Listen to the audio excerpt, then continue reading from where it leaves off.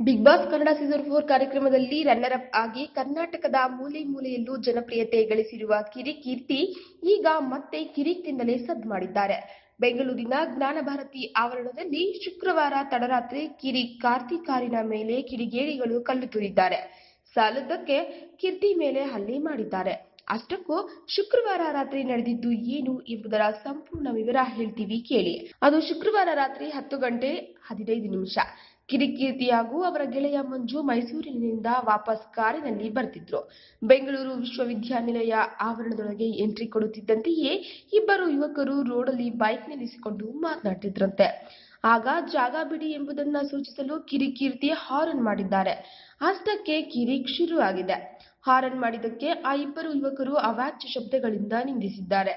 ಸಾಲದ್ದಕ್ಕೆ ಕಾರಿನ ಎರಡೂ ಬದಿಗೆ ಬಂದು ಕಿಟಕಿ ಗಾಜಿಗೆ ಕಲ್ಲು ತೂರಿ ಬಾಯಿಗೆ ಬಂದ ಹಾಗೆ ಮಾತನಾಡಿದ್ದಾರೆ. ಇದನ್ನೆಲ್ಲ ಸಹಿಸದ ಕಿರಿಕೀರ್ತಿ ಮತ್ತು ಮಂಜು ಕಾರಿನಿಂದ ಕೆಳಗೆ ಇಳಿದಿದ್ದಾರೆ.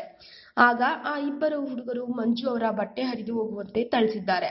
ಜೊತೆಗೆ ಕೀರ್ತಿ ಮೇಲೆಯೂ ಹಲ್ಲೆ ಮಾಡಿದ್ದಾರೆ.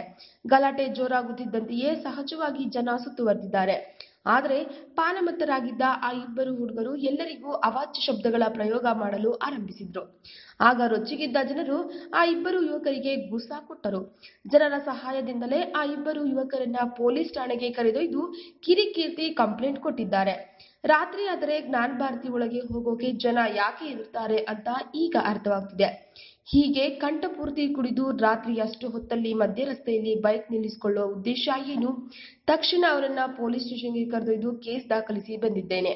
ನನಗಾದ ಅನುಭವ ಯಾರಿಗಾದ್ರೂ ಮಹಿಳೆಯರಿಗಾಗಿದ್ರೆ, ಕುಟುಂಬದ ಜೊತೆಗೆ ಹೋಗುತ್ತಿರುವವರಿಗೆ ಆಗಿದ್ರೆ ಆ ಜನರಹಿತ ಪ್ರದೇಶದಲ್ಲಿ ಯಾರ ಗಮನಕ್ಕೂ ಬರುತ್ತಲೇ ಇರ್ಲಿಲ್ವೇನೋ.